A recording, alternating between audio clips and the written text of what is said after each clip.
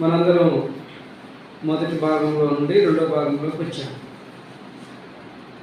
ఫిబ్రవరికి రాసిన పత్రిక 6వ అధ్యాయం 7, 8, 2 వచనాలను జాగ్రత్తగా ధ్యానం చేద్దాం. అందరూ కూడా తీయండి, అందరూ తీయండి.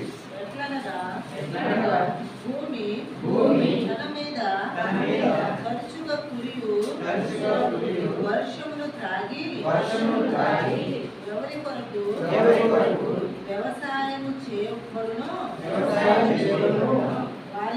వారికి అనుకూలమైన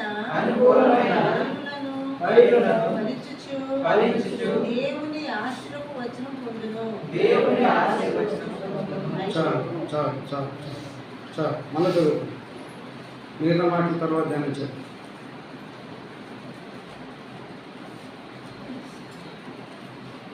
అందరూ జాగ్రత్తగా ఈ మాటలు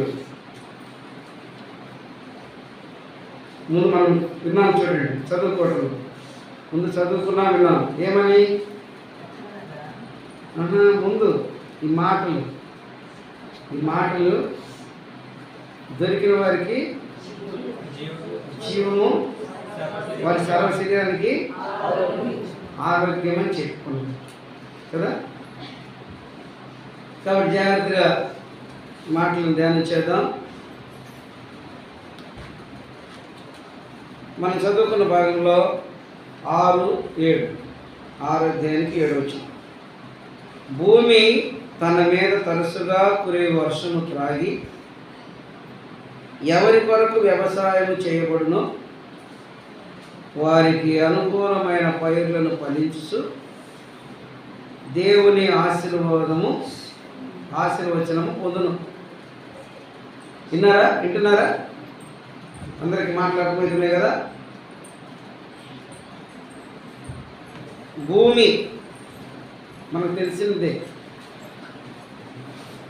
భూమిని వ్యవసాయకుడు నమ్ముకొని పనిచేస్తాడు. భూమిని నమ్ముకొని చాలా కష్టపడతాడు. అర్థమైందా? భూమిని నమ్ముకొని చాలా కష్టపడతాడు. సాంఖ్య గ్రంథంలో పేదలు సేద్యపరుసు సేద్యం ఎట్టబడుతుందంట, విస్తారంగా పండుతుంది. సరే, ఇక్కడ భూమి తన మీద కురి వర్షము త్రాగి వ్యవసాయం చేయని వారికి మంచి ఫలాన్ని ఇస్తుంది. కాబట్టి అది దేవుని చేత ఆశీర్వచనము పొందుతుంది. అది మంచి ఫలం. భూమి అంటే మానవ హృదయానికి సాదృశ్యం.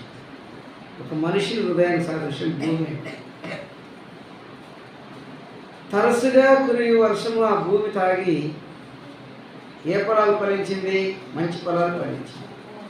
ఏ ఫలం అంటే ఆ వ్యవసాయకుడు ఏమి విత్తనం వేశాడో ఆ విత్తనమే పంట పండింది. కాబట్టి అది ఆశీర్వచనం పొందినట్లుగా, అంటే ఆ పంట మంచిగా పండింది కనుక అది ఇంటికి వచ్చింది. ఇంట్లో కూడా కొట్టులో చేర్చబడింది. అయితే ఏ వర్షము? ఈ భూమి తాగిన వర్షం, పైనుండి వర్షం భూమి హృదయం. మానవ జీవితానికి ఏ వర్షము? వాక్యమే వర్షం. మళ్ళా చెప్తున్నాను, భూమి తన మీద తరచుగా కురి వర్షము త్రాగి వ్యవసాయం చేయవారికి ఎలాంటి ఫలములు ఇచ్చనో అలాగే మనుషులమైన మనము వాక్యం అనే నీరు వాక్యం మనపైన మనకు వినిపింపబడుతున్నటువంటి ఈ వాక్యం చేత మనము ఏ పైర్లు ఫలించాలంట, ఏ ఫలం ఫలించాలంట? మంచి ఫలం, ఆత్మీయ ఫలం ఫలించాలి. మనం చూసాం చూడండి, అక్కడికి ఏంటంటే 8వ వచనంలో, అయితే ముళ్ళ తుప్పలు గచ్చ తీగలు దాని మీద పెరిగిన ఎడల అది పనికిరానిదని విసర్జింపబడి శాపము పొందదగినదగును, తుదకది కాల్చివేయబడుటకు కారణమవుతుంది. కాల్చివేయబడును. ఏది? వ్యవసాయకుడు ఒక ఏరుశనగ వ్యవసాయం చేశాడు అనుకోండి, ఏరుశనగకాయలే వస్తాయి, అవి ఇల్లు జారుతాయి. అలానే మనకు మన ఆధ్యాత్మిక జీవితానికి వ్యవసాయకుడు ఎవరంటే ప్రభువే. ఆయన వ్యవసాయకుడు ఆయన. తర్వాత ఆయన పనివారు భూమి మీద ఉన్నారు. మనము భూమికి సాదృశ్యంగా ఉన్నాం. మన హృదయం, మనకు వాక్యం వినిపింపబడుతుంది. వాక్యము మనకు వినిపింపబడిన తర్వాత మనం ఆత్మానుసారమైన ఫలాలు ఫలించాలా. ఆ భూమి మంచి ఫలంగా ఫలించకపోతే దాని మీద ముళ్ళ చెట్లు, ముళ్ళ తుప్పలు, గచ్చ తీగల మీద పెరిగి ఉంటే వ్యవసాయకుడు ఏం చేసేవాడు? దాన్ని శుభ్రంగా కొట్టించి బయట పడేస్తే అది కాల్చిపోయటానికి పనికి వస్తాయి. అర్థమవుతుందా? ఇప్పుడు అర్థమైందా? భూమి అంటే మన హృదయం సాదృశ్యం, విత్తనము దేవుని వాక్యము. వాక్యం మనం వింటున్నాం, వాక్యం విత్తనానికి సాదృశ్యము, వాక్యం నీటికి సాదృశ్యము, వాక్యం దేవునికి సాదృశ్యం అన్నీ. మరి వాక్యం వింటున్న మనలో ఏ ఫలాలు ఫలించాలంట? ఆ ఫలించిన ఫలాలు ఏంటో, ఫలించకూడని ఫలాలు ఏంటో మనం పైన చూసాం. మంచి ఫలాలు ఫలించుంటే ఇంటిలో ఇల్లు చేరు. మంచి ఫలాలు ఫలించలేదు కాబట్టి బయట వేయబడిన దాన్ని కాల్చివేయబడింది. బయట వేయబడిన దాన్ని కాల్చివేస్తారు. ఇండ్లు దేవుని రాజ్యానికి సాదృశ్యం. మరి ఇప్పుడు ఇక్కడ వాక్యము వింటున్న మనము, వాక్యం అనే వర్షాన్ని అన్ని వేళ కలిగి ఉన్న మనం, వాక్యపు వర్షంలో నడుస్తున్న మనం ఏ ఫలాలు ఫలిస్తున్నాం? రండి, మత్తయి సువార్త 3వ అధ్యాయంలో యోహాను గారు ఒక మాట చెప్పాడు. మత్తయి సువార్త 3వ అధ్యాయంలో బాప్తిస్మా ఇచ్చే యోహాను గారి ద్వారా ఒక మాట తెలియపరచబడింది. 3వ అధ్యాయం మనం చూస్తున్నాం. చూడండి ఏం రాస్తున్నాడంటే, 3వ అధ్యాయంలో, మత్తయి సువార్త 3వ అధ్యాయంలో ఏమొచ్చామంటే, ఇక్కడ 7వ వచనానికి ఆఖరి 2 లైన్లు చదవండి. రాబో ఉగ్రతను తప్పించుకొనుటకు మీకు బుద్ధి చెప్పిన వాడెవడు? తగిన వాక్యం వింటున్నాం కదా. మత్తయి సువార్త 4వ అధ్యాయం 17వ వచనంలో రాశాడు, పరలోక రాజ్యం సమీపించింది, మారు మనసుకు తగిన ఫలం ఫలించాలి. ఫలించండి. మీకు మీరే మేము అబ్రహాము సంతానము, మాకు దేవుడు తెలుసు, మేము మొదటలము, ఇవన్నీ మీరు చెప్పుకోవద్దు. ఇవన్నీ మీరు చెప్పుకుంటే ద్వారా ప్రయోజనం లేదు. మారు మనసు నిమిత్తం ఫలాలు ఫలించండి చెప్తున్నారు. వింటున్నారా? చేరున్న వాళ్ళందరూ కూర్చున్నారు. ఇక్కడ ఉన్నవారు వినండి జాగ్రత్తగా. ఎందుకంటే ఇక్కడ ఉన్న వారి మీద ఉండే లెక్క బయట వాళ్ళ మీద ఉండదు. ఎందుకంటే వాళ్ళు దేవుని ఆధీనం, ఆయన ఇంట్లో రాలేదు కదా. వచ్చి మనం తగిన విధంగా లేకపోతే డబల్ ఈసారి ఉంటుంది మన విషయంలో, గుర్తుపెట్టుకోండి. అందుకే ఇక్కడ మనం చూసాం, మంచి వర్షము అనగా వాక్యము విన్న తర్వాత మంచి ఫలం ఫలించాలి. అది కూడా మనం చూసాం. మంచి ఫలము ఫలించని ప్రతి చెట్టు నరకబడి అగ్నిలో. చెట్టు అంటే దేనికి సాదృశ్యం తెలిసిన? యోహాను సువార్త 15:1 నేను చెట్టును మీరు. చెట్టు అంటే ఫస్ట్గా తీగ ఉంటుంది. చాలా చెట్లు ఉన్నాయి, ముందు తీగ ఉంటాయి, తర్వాత చెట్లు. ఆయన పరిశుద్ధమైన చెట్టుకు సాదృశ్యం పరిశుద్ధత. ఆయనలో నుండి ఆయనలో నుండి వచ్చిన తీగలు చెప్పాడు ఆ మాట, నేను చెట్టును మీరు తీగలు అయ్యి ఉన్నారు అని చెప్పాడు. కాబట్టి ఈ చెప్పిన మాట ప్రకారంగా వాక్యం అంటున్న మనము మారు మనసు నాకు తగిన ఫలము ఫలిస్తున్నామా? మారు మనసు అంటే ఏంది? నిజంగా ఈ సమయంలో ఇప్పుడు మారు మనసు అంటే ఏంది అని చెప్పాల్సిన సందర్భం మనకు ఎదురుంది.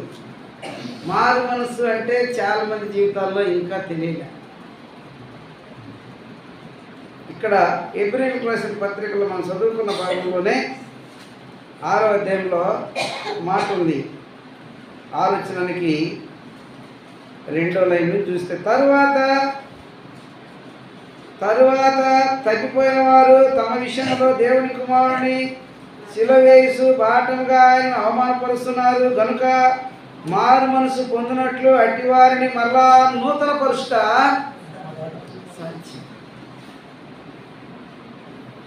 వాళ్ళు దేశం అంతటిని గురించి మాట్లాడతారు, సంఘాల గురించి మాట్లాడతారు, సేవకుల గురించి మాట్లాడతారు. అట్టివారు మరలా మారు మనసు మాత్రం పొందే విషయంలో అట్టివారు చాలా కష్టమండి. బైబిల్ మత్తయి సువార్తలో ఒక మాట అంటాడు, ఒకడు లోకమంతా సంపాదించుకొని మేము అబ్రాహాము సంతానం అన్న ప్రయోజనం లేదు, నాకంతా తెలుసన్న ప్రయోజనం లేదు, మేము మొదటి వారం కదా అన్న ప్రయోజనం లేదు. గుర్తుపెట్టుకోండి, మారు మనసుకు తగిన ఫలము ఈరోజు ఉందా? ఇప్పుడు ఉందా? లేకపోతే నువ్వు దేనికి అట్టివారు దేనికి సిద్ధంగా ఉన్నారంటే 8వ వచనం మనం చూసే కదా, 6:8 ఏం రాయబడింది? ముళ్ళతొప్పలు గస తీగలు పెరిగిన ఎడలా. అది వింటున్నారా? కాబట్టి జాగ్రత్తగా ఈ విషయాలు జాగ్రత్తగా వినండి. ఈరోజు మనం చదువుకున్న ఈ భాగాన్ని మారు మనసుకు తగిన ఫలము ఫలించండి. అసాధ్యపరమైన స్థితిలోకి వెళ్ళకండి. నీవు పొందిన మారు మనసు సరిగా కొనసాగించలేకపోతే ఒక దినమందు నీకు అది అసాధ్యంగా కనిపిస్తుందంట. అర్థం చేసుకో. మారు మనసు పొందినానుకున్నావు, మారు మనసులతో ప్రయాసపడ్డావు, పశ్చాత్తాపడ్డావు, బాప్తిస్మం తీసుకున్నావు, పరిశుద్ధాత్మ వరాన్ని కలిగి ఉన్నామని కొన్నాళ్ళు ఎంచబడ్డాం. బైబిల్ చెప్తుంది. దానికి ప్రకటనలు ఏమన్నాడు చూడండి. ప్రకటన 2 ప్రకటన 2వ అధ్యాయంలో 5. వింటున్నారా? జాగ్రత్తగా వినండి. ప్రస్తుతపు పరిస్థితి ఏందో ఒకసారి ఆలోచన చేయాలి. ప్రస్తుతపు పరిస్థితి ఏంది ఇప్పుడు అర్థం చేసుకోవాలి, ఆలోచన చేయాలి. ఎలా ఉన్నారు? ఇప్పుడు ఏంది? ఒక్కసారి అందరూ తేరుకొని చూడండి. ఇప్పుడు ఏంది? ఏం చెప్తుండే ఇక్కడ? నీవు ఏ స్థితిలో పడితేవో బైబిల్ ఏం చెప్పిందంటే నిలబడేవాడు పడకుండా చూసుకోమని మొదటి నుంచి చెప్తుంది. కొన్నిసార్లు విన్న మాటలు మన దగ్గర లేవు కాబట్టి మనం పడేదానికి అవకాశం ఉంటుంది, పడిపోయేదానికి అవకాశం. పడమంటే పోతే తట్టుకొని పడతారు, అది కాదు. ఆధ్యాత్మికంగా మంచి ఫలాలు ఫలించకపోవడానికి కారణం ఏంటంటే ఇదే. నిర్లక్ష్యమనే పడుట, అలక్ష్యమనే పడుట, సోమర్తనమనే పడుట, అజ్ఞానమనే పడుట, అవిధేయతనే పడుట కొన్ని లక్షణాలు నీలో ప్రవేశించి ఏం చేస్తాయి? నిన్ను క్రమాన్ని తొలగిస్తాయి, తప్పిస్తాయి. నువ్వు ముందుకు వెళ్ళలేవు, ఆగిపోతావు అంటే ప్రార్థనకు రాకుండా కాదు, మార్పుకు తగిన ఫలాలు లేకుండా ఆగిపోతాయి. ఇక ప్రార్థనకు వస్తూనే ఉంటారు, ఒక దేవుని సన్నిధిలో ఉంటారు, సందాలు కూడా ఇస్తుంటారు, అన్నీ చేస్తుంటారు. జాగ్రత్తగా చూడండి. నీవు ఏ స్థితిలో పడితేవో అది జ్ఞాపకం చేసుకొని మారు మనసు పొందితేనే, మారు మనసు పొంది మొదటి క్రియలను చేయము. అట్లు చేసి నీవు మారు మనసు పొందితేనే సరి. అంటే ఈ మాట ఎట్టుంది? ఆజ్ఞ రూపంలో, అధికార రూపంలో మారు మనసు. కొత్త వాళ్ళతో మారు మనసు లేని వాళ్ళతో మాట్లాడే మాట కాదు. నువ్వు మారు మనసు పొందితేనే సరి. కొన్నిసార్లు అప్పుడప్పుడు అక్కడ అంటుంటారు, జాగ్రత్త అని. అదనమాట, మారు మనసు పొందితేనే సరి. లేకపోతే చూడండి, లేకపోతే ఎబ్రి 6:8 ఏముంది? అదే పరిస్థితి. ఎబ్రి 6 ఏముంది? అదే పరిస్థితి. కాబట్టి జాగ్రత్తగా ఈ దిన ఈ సమయాన్ని జాగ్రత్తగా పరిశీలన చేయండి. నిజంగా భూమి అనడానికి నా హృదయమై ఉంది. అక్కడ 3 రకాల భూములు ఉన్నాయి. 3 రకాలు కూడా, ఒకటేమో త్రోవ పక్కన, ఒకటేమో రాళ్ళ నేల, ఒకటేమో ముళ్ళ కంప. ఈ 3 రకాల భూమి మత్తయి సువార్త 11 మీరు తర్వాత చదువుకోండి. ఈ 3 రకాల భూమి ప్రయోజనం లేకుండా పోయింది. 4వది మెత్తని భూమి. మారు మనసు పొంది తగిన ఫలాలు ఫలించడానికి ప్రయత్నించేటువంటి భూమి, లేకపోతే ఒక ఆత్మీయ జీవితం. తగ్గింపు ఉంటుంది, వినయం ఉంటుంది, విధేయత ఉంటుంది, మంచి ఉంటుంది, పవిత్రత ఉంటుంది, పరిశుద్ధత ఉంటుంది. ఈ మంచి భూమికి సాదృశ్యం. విత్తనం పడినప్పుడు ఆ భూమి మెత్తగా ఉంది కనుక, కొరత లేదు కనుక, కఠినం అనేది లేదు కనుక, దాంట్లో చెడు అనేది లేదు కనుక, ఆ విత్తనము భూమిలో వేయబడ్డ తక్షణమే మంచి భూమిలో పడదు కాబట్టి అది మొలిసింది. ఏరు కూడా బాగా లోపలికి వెళ్ళింది, అది మొలకొచ్చింది, ఫలించింది. వేరు లోపలికి వెళ్ళడం కొలసి 2:6 మనం చూసాం. ఏమైతే విన్నారో వారు క్రీస్తు యేసులోనికి ఏర్పారు. కాబట్టి వర్షం తగ్గినా కూడా తొందరగా చచ్చిపోదు ఆ చెట్టు. వర్షం తగ్గినా కూడా, ఎందుకంటే ఆ ఏరు చాలా లోతులో ఉంటుంది. గాలులు కొడతాయి, గాలి వచ్చినా కూడా ఆ చెట్టు పడిపోదు. అర్థమవుతుందా? గాలులు వస్తాయి, చాలా రకాలైన ఉపద్రవాలు వస్తాయి, ఆ చెట్టు పడిపోదు, ఎండిపోదు. మనకు తెలుసు ఏజ్కేల్ 47లో ఉంది.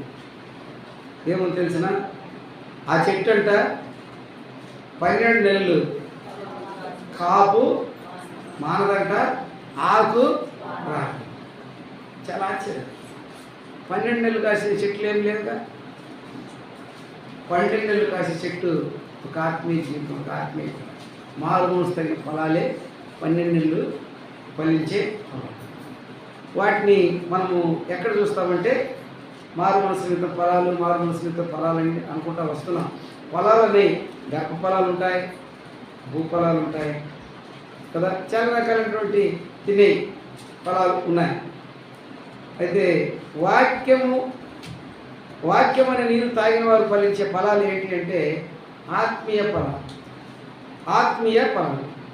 ఆ ఫలాలను గురించి మనకు గలతీయులకు రాసిన పత్రికలో ఉంది.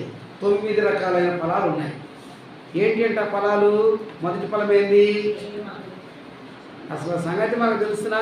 ఎంత ఎడలుపు, ఎంత ఎత్తు, ఎంత లోతు, ఎంత అసలు దాని సంగతి మనకు తెలిసిన మొదటి ఫలం యొక్క సంగతి. ఏ రోజన్నా ప్రేమలో ఇట్ట ఉందా? ప్రేమ అంటే అదే, ఇట్ట కాదు. ప్రేమ అంటే ఏంటి? మనల్ని చూసి పక్కన వెళ్తుంది కాదు.